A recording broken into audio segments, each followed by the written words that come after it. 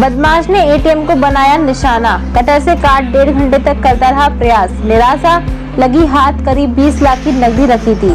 सैदपुर कस्बे के भरतपुर मार्ग स्थित पंजाब नेशनल बैंक के एटीएम को बीती रात एक बदमाश ने निशाना बनाया है।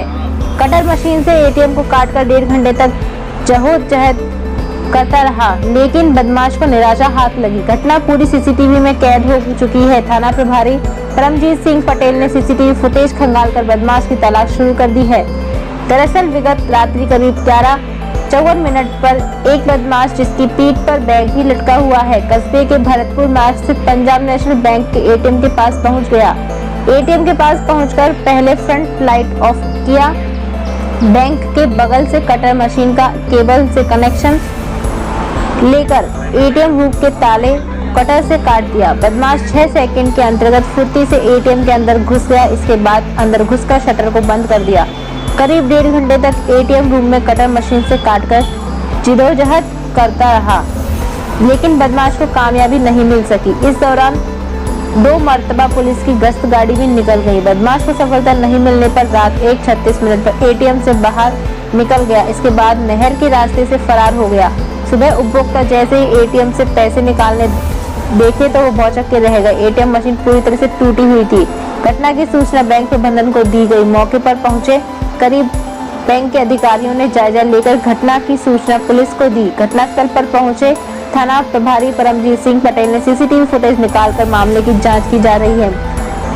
गनीमत यह रही कि एटीएम मशीन के अंदर कैश की रखी हुई राशि पूरी तरह से सुरक्षित बच गई। फिलहाल घटना से कस्बे में हड़कंप देखा जा रहा है। थाना प्रभारी द्वारा सीसीटीवी फुटेज खंगालकर बदमाश की तलाश की जा रही है।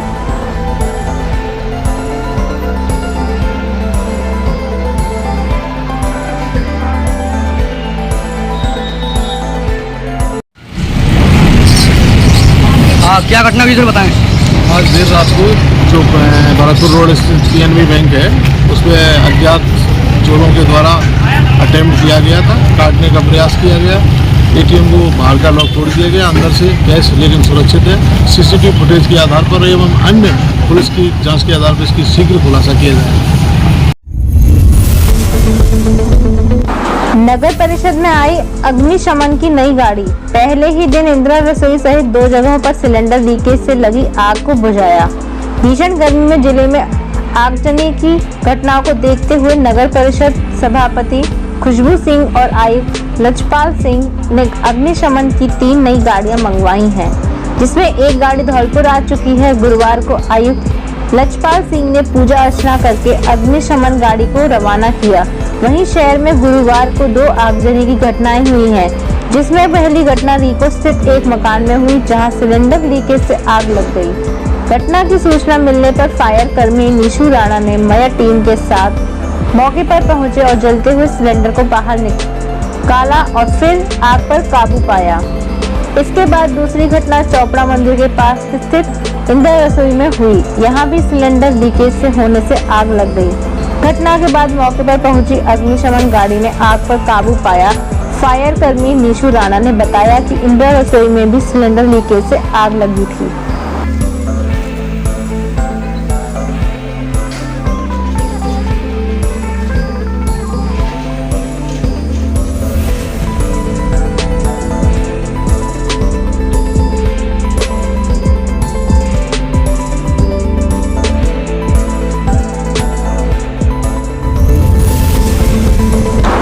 जिला अस्पताल में मनोरोगी वार्ड की शुरुआत हो गई है। इस वार्ड में एक साथ 10 मरीजों का इलाज किया जा सकेगा। जिला मुख्यालय पर मनोरोगी वार्ड शुरू होने से लोगों इलाज के लिए बाहर नहीं जाना पड़ेगा। पीएमओ समरवीर सिंह ने बताया कि राज्य सरकार की ओर से जिला चिकित्सालय में पहले से ही मनोरोग विशेषज्ञ डॉक्टर सुमित मित्तल को लगाया गया है। इसको देखते हुए पहली बार अस्पताल में मनोरोगियों के लिए अलग से वार्ड की व्यवस्था शुरू की गई है। उन्होंने बताया कि मानसिक तनाव से परेशान और मानसिक रूप से विक्षिप्त मरीजों का अब जिला अस्पताल के इस मनोरोगी वार्ड में ही इलाज किया जाएगा। पीएमओ ने बताया कि नए शुरू किए गए मनोरोगी वार्ड में पीएमओ ने डॉक्टर सुमित मित्तल के साथ नर्सिंग अधिकारी अमर सिंह त्यागी को लगाया है। दोनों मिलकर मनोरोगियों का इलाज करेंगे। उन्होंने बताया कि पिछले 2 सालों से अचानक मनोरोगी मरीजों की संख्या में इजाफा हुआ है, जिसका मुख्य कारण कोरोना है। उन्होंने बताया कि कोरोना सामने आने के बाद से ही मरीजों में डिप्रेशन के मामले सामने आने लगे थे, जिसके बाद अस्पताल की कमेटी के साथ बैठक कर जिला अस्पताल में पहली बार मनोरोग विभाग शुरू किया गया है।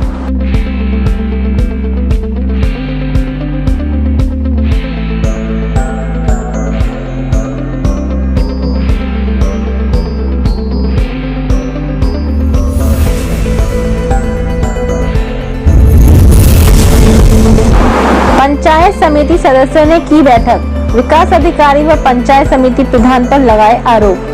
सैपऊ पंचायत समिति के 1 दर्जन से अधिक पंचायत समिति सदस्यों ने उप प्रधान के नेतृत्व में सालेपुर स्थित सरपंच ढाबा पर बैठक का आयोजन किया। बैठक के दौरान पंचायत समिति सदस्यों ने विस्तृत रूप से चर्चा की। पंचायत समिति के प्रधान व विकास अधिकारी पर मनमानी के आरोप लगाए। पंचायत समिति सदस्यों ने बैठक में कहा कि पंचायत समिति चुनाव को करीब 7 माह बीत चुके हैं, लेकिन अभी तक पंचायत समिति के सभागार में पंचायत समिति सदस्यों की एक भी बैठक का आयोजन नहीं किया गया है। ऐसी स्थिति में चुने हुए प्रतिनिधियों का क्या मतलब है? पंचायत समिति में समस्याओं को सुनने वाला कोई नहीं है। चुनाव लड़ते समय जनता के बीच हमने तमाम तरह के क्षेत्र के विकास को लेकर वादे किए थे, लेकिन उन वादों को पूरा करना तो दूर की बात, हम छोटी छोटी समस्याओं का समाधान करवाने में असमर्थ हैं, क्योंकि पंचायत समिति प्रधान स्वास्थ्य के चलते अनुपस्थित रहते हैं, तो वही पंचायत समिति में विकास अधिकारी की मनमानी चलती किसी भी समस्या का कोई समाधान नहीं है। बैठक के दौरान पंचायत सदस्यों ने एकजुट होकर निर्णय किया, अगर पंचायत समिति में आम सभा की बैठक का आयोजन नहीं किया गया तो वे पंचायत समिति पर धरना प्रदर्शन करेंगे।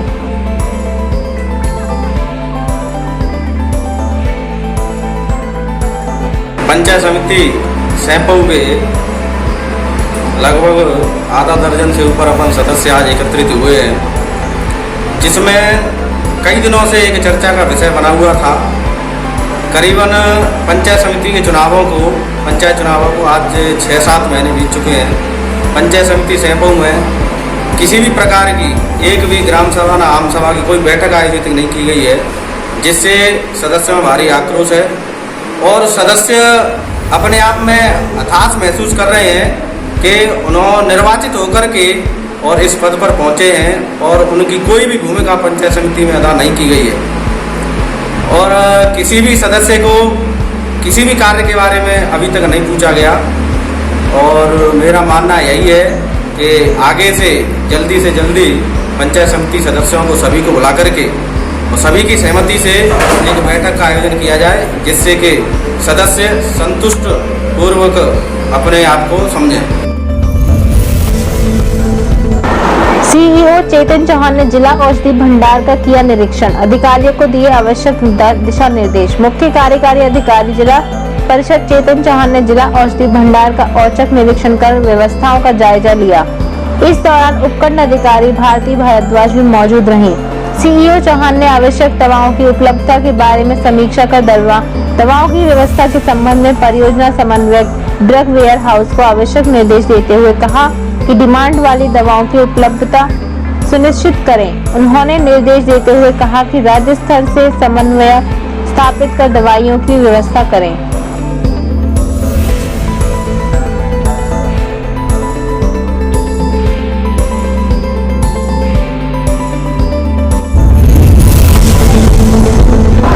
जल जीवन मिशन के संबंध में आयोजित केंद्रीय जल शक्ति मंत्री द्वारा आयोजित बैठक में सांसद डॉक्टर रजौरिया ने लिया भाग। सांसद डॉक्टर मनोज रजौरिया ने बताया कि 28 अप्रैल को जयपुर के जय महल पैलेस में देश के हर घर नल से जल पहुंचाने की भारत सरकार की अत्यंत महत्वपूर्ण परियोजना जल जीवन मिशन की राजस्थान राज्य के परिप्रेक्ष्य में केंद्रीय जल शक्ति मंत्री गजेंद्र सिंह शेखावत की अध्यक्षता में आयोजित बैठक में भाग लिया। इस बैठक राजस्थान सरकार के जन स्वास्थ्य अभियांत्रिकी मंत्री महेश जोशी एवं विभागीय अधिकारी भी उपस्थित रहे। सांसद रजौरिया ने बताया कि बैठक में भाग लेकर उन्होंने जल जीवन मिशन में किए जा रहे विकास कार्यों के लिए देश के प्रधानमंत्री नरेंद्र मोदी एवं केंद्रीय जल शक्ति मंत्री का संसदीय क्षेत्र की जनता की ओर से धन्यवाद ज्ञापित किया। सांसद डॉक्टर रजौरिया ने बताया कि इसके अलावा संसदीय क्षेत्र के करौली जिले की अत्यंत महत्वपूर्ण मार्ग चंबल पांचना जगह लिफ्ट परियोजना हेतु ईस्टर्न राजस्थान कैनाल प्रोजेक्ट से पृथक प्रस्ताव तैयार कराते हुए इसे जल जीवन मिशन में सम्मिलित करते हुए केंद्र एवं राज्य सरकार के सहयोग से इसका कार्य शीघ्र आरंभ कराने की मांग का पुनः उठाया।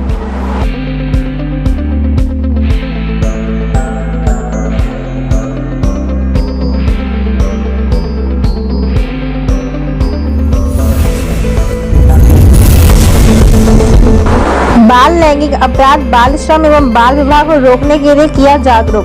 कैलाश सत्यार्थी चिल्ड्रंस फाउंडेशन एवं दिशा फाउंडेशन धौलपुर के संयुक्त तत्वाधान में आंगनवाड़ी केंद्र दुबरा में बाल लैंगिक अपराध, बाल श्रम, बाल अपराध, बाल तस्करी एवं बाल विवाह को रोकने के लिए बैठक का आयोजन किया गया।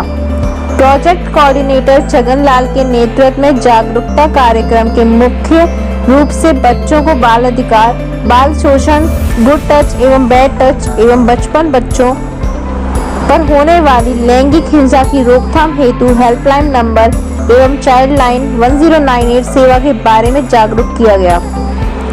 कार्यक्रम के सपोर्ट पर्सन नरेश शर्मा ने बताया कि बच्चों के साथ जो लैंगिक अपराध हो रहे हैं उनको रोकने के लिए यह जागरूकता शिविर बैठक आदि की जा रही है ताकि जानकारी के अभाव में न्याय से वंचित न रहें, इसलिए यह पहल की जा रही है। काउंसलर पार्वती देवी ने बच्चों के बाल अधिकारों के बारे में महिलाओं को विस्तृत जानकारी दी। प्रमोद कुमार शर्मा एडवोकेट ने बच्चों पर बने कानूनों के बारे में जानकारी दी। साथ ही उन्होंने बताया अगर किसी को कोई भी समस्या आने पर मदद ले सकते हैं, हम आप लोगों के साथ हैं। कार्यक्रम में उपस्थित एएनएम मरियम, आंगनवाड़ी कार्यकर्ता विमलेश, आशा सहयोगिनी कैलाश सत्यार्थी चिल्ड्रन फाउंडेशन के कार्यों की सराहना करते हुए बताया कि कैलाश सत्यार्थी द्वारा बच्चों की सुरक्षा एवं संरक्षण के लिए एक अच्छा कार्य कर रही हैं। आने वाले समय में कैलाश सत्यार्थी चिल्ड्रन फाउंडेशन के माध्यम से बच्चे जागरूक होंगे, जो बच्चों के लिए एक अच्छी पहल है।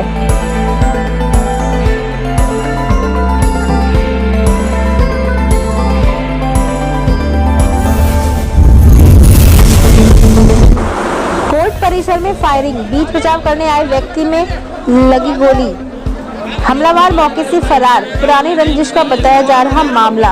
कोर्ट परिसर में गुरुवार को दिन दहाड़े अज्ञात हमलावर द्वारा फायरिंग करने से हड़कंप मच गया। हमलावर की फायरिंग में बीच बचाव करने आए एक व्यक्ति के मुंह को चीरती हुई गोली निकल गई। इसके बाद हमलावर तमंचा लहराते हुए मौके से फरार हो गया। घटना के बाद घायल को जिला अस्पताल में उपचार के लिए भर्ती करवाया गया है।